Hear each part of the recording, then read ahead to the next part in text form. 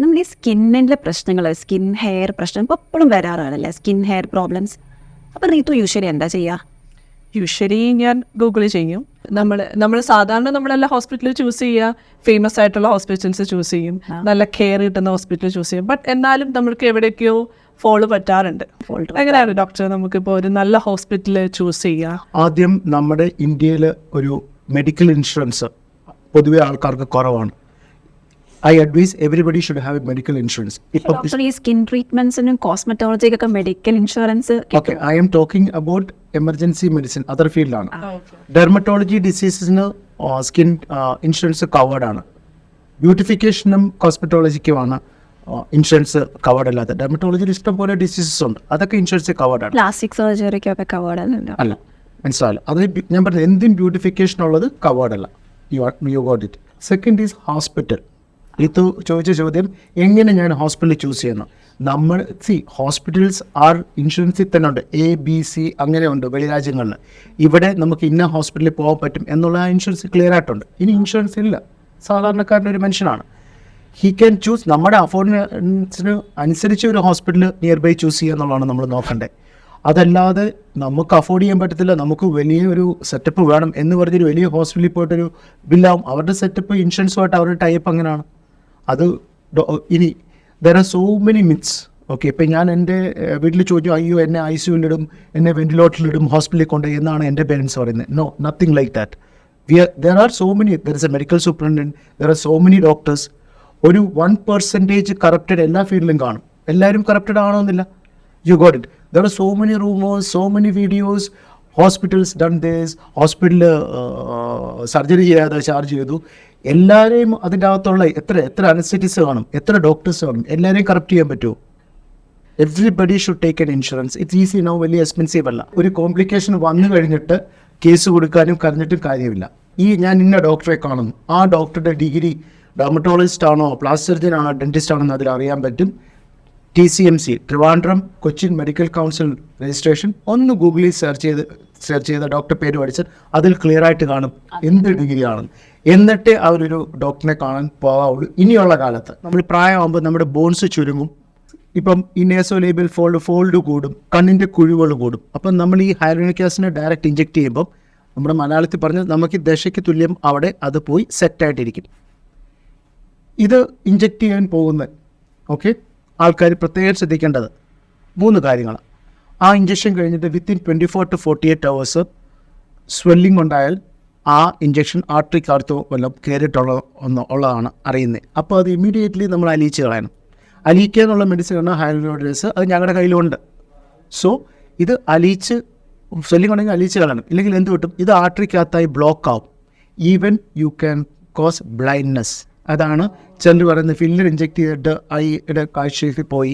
അല്ലെങ്കിൽ ലിപ്സിൽ, I M not telling the name of the film actress, lips swelling ആയി full black ആകുന്ന necrosis ഉണ്ടാവും. അത് ഇമ്മീഡിയറ്റ്ലി നമ്മൾ അലിയിച്ച് കളയണം.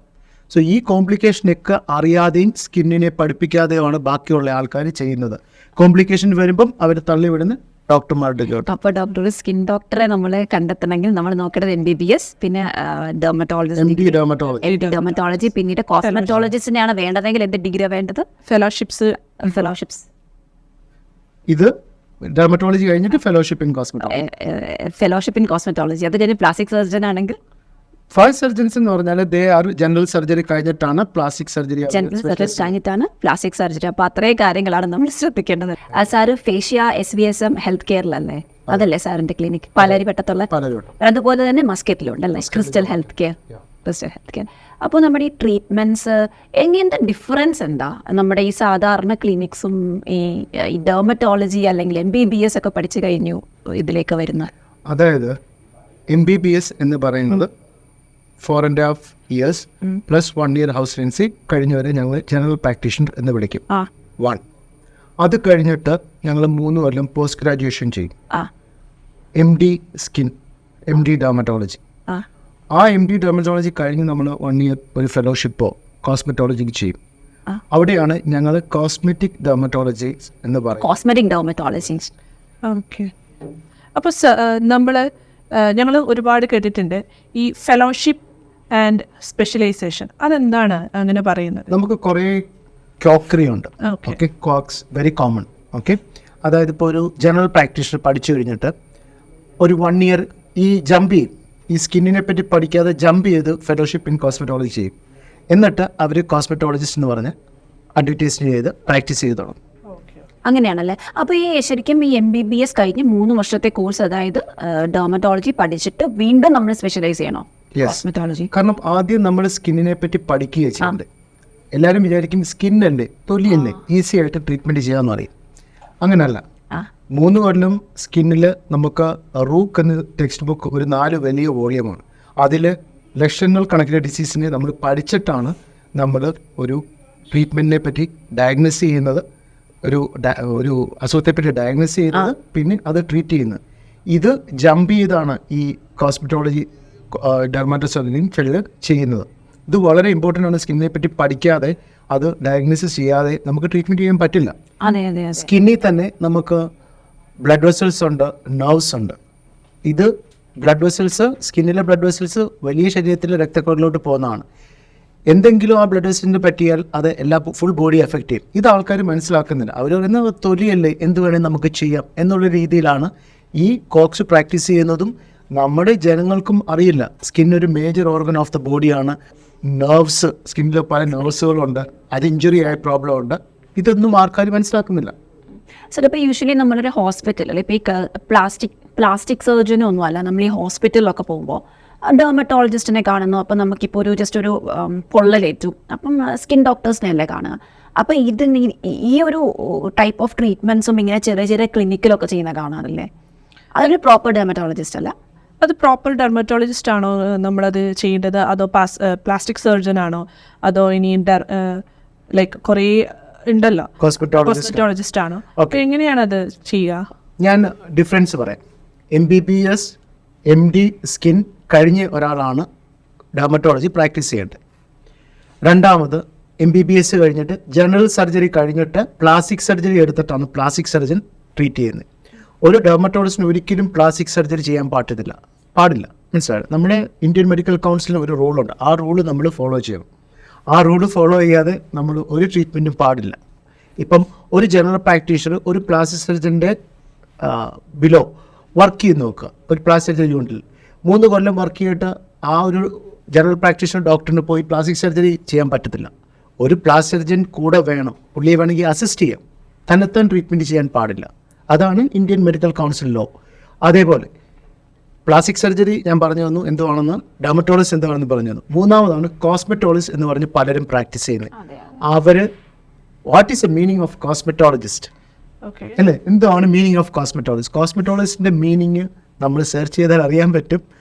ഒരു ബ്യൂട്ടീഷ്യന് പോലെ ട്രീറ്റ് ചെയ്യുന്ന ഒരാളാണ്. അതായത് facial, hair colouring, microblading, lip colouring, ഇതൊക്കെ ചെയ്യുന്നതാണ് കോസ്മെറ്റോളജിസ്റ്റ് എന്ന് പറയുന്ന ഒരു വ്യക്തി. അവർ 1 year 2 year ഫെലോഷിപ്പ് പഠിച്ചിട്ട് ചെയ്യുന്നതാണ് സ്കിന്നിലും ഹെയറിലും ഒക്കെ. അതായത് ഒരു റെക്കഗ്നൈസ്ഡ് ബ്യൂട്ടീഷ്യൻ. ഒരിക്കലും ഒരു ഡെർമറ്റോളജിസ്റ്റിനെ നമ്മൾ കോസ്മെറ്റോളജിസ്റ്റിനെ വിളിക്കാൻ പാടില്ല. Cosmetic dermatologist. എന്തുകൊണ്ടാണ്? അവരിതെല്ലാം പഠിച്ചു കഴിഞ്ഞിട്ടാണ് 1 year ഫെലോഷിപ്പ് ചെയ്തിട്ട് ലേസേഴ്സ്, ബൊട്ടോക്സ്, ഫില്ലേഴ്സിനൊക്കെ പോകുന്നത്. So there is lot of difference between this 3 field.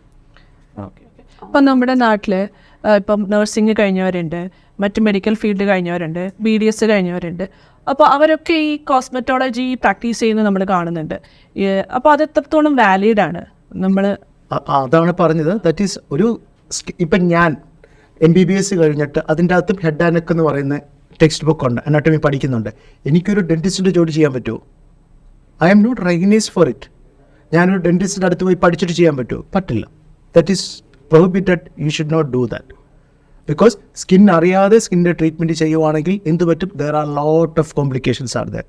അതെ റിതു, ഇതിപ്പോൾ എനിക്കൊരു കാര്യം ഓർമ്മ വരുന്നത്, ഞാൻ നേരത്തെ ബാംഗ്ലൂരിലായിരുന്ന ടൈമിൽ ഇങ്ങനെ ഒരു ഡോക്ടറെ ഇപ്പോൾ കണ്ടത്, ഹോമിയോപ്പതി ഡോക്ടർ.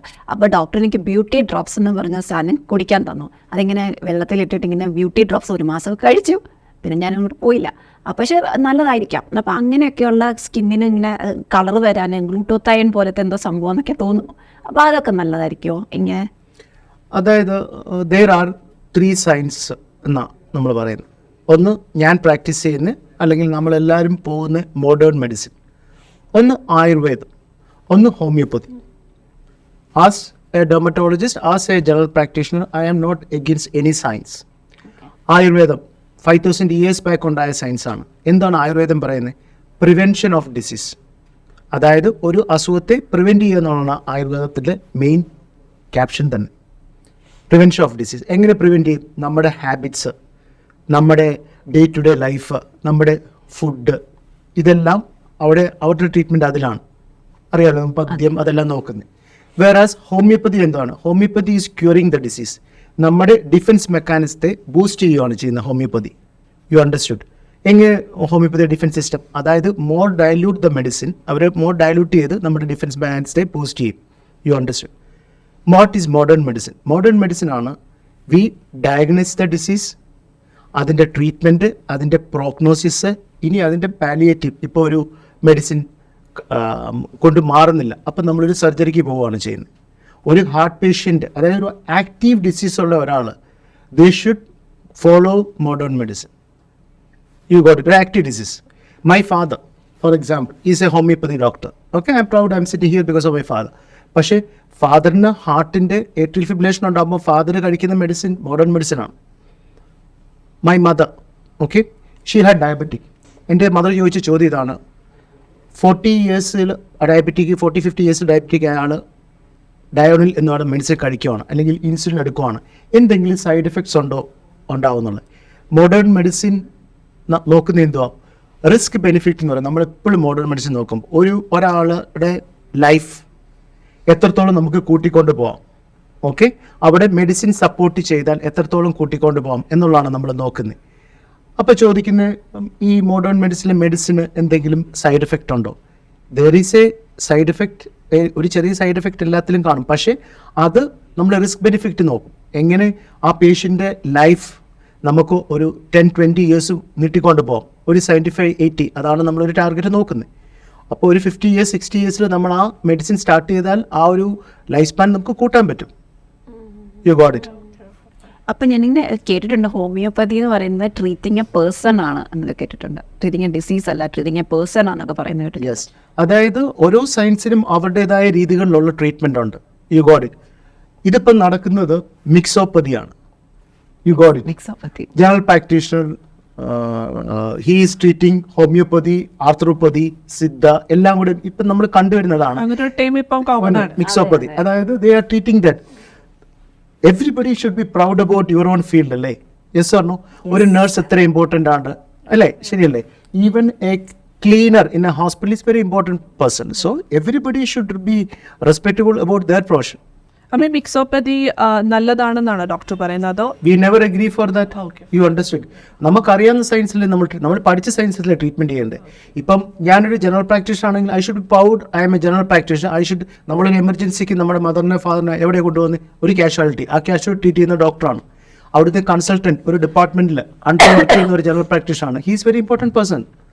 അതേസമയം പുള്ളി അണ്ടറിൽ വർക്ക് ചെയ്ത്, ഡോക്ടർ അണ്ടറിൽ വർക്ക് ചെയ്ത് 5 years കഴിഞ്ഞിട്ട് ഞാൻ കാർഡിയോളജിസ്റ്റ് ആണ് അല്ലെങ്കിൽ ഞാൻ dermatologist, he cannot practice that. ആ ഒരു 3 year ഒരു ഡേ ആൻഡ് നൈറ്റ് വർക്ക് ചെയ്ത് അവിടെ പല HODമാരുടെയും സൈനുകൾ വാങ്ങിച്ച് പഠിച്ചിട്ടാണ് അവരിറങ്ങുന്നത്.